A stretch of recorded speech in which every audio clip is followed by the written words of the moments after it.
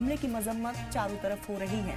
तो पहलगाम हमले पर यह special session Jammu Kashmir assembly के एक रोजा स्पेशल सेशन का आगाज हो चुका है। हमले में जान गंवाने वालों को खिराज अकीदत पेश किया गया है। डिप्टी सीएम ने खिताब भी किया जिसमें उन्होंने कई चीजों का जिक्र किया। हमले के खिलाफ असेंबली में मजामती करारदाद पेश किया गया। डिप्टी सीएम सुरेंद्र कुमार चौधरी ने पेश की करारदाद। कुछ लोग जम्मू कश्मीर का भाईचारा खत्म करना चाहते हैं, इसका भी जिक्र किया गया।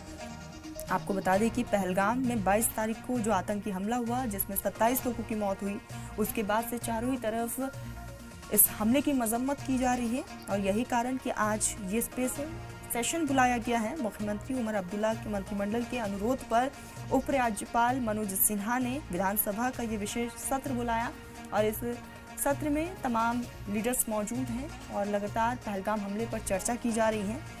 ऐसे में इसमें हमले के बाद से जम्मू कश्मीर के मौजूदा हालात पर लगातार गौर-व-खोज हो रहा है।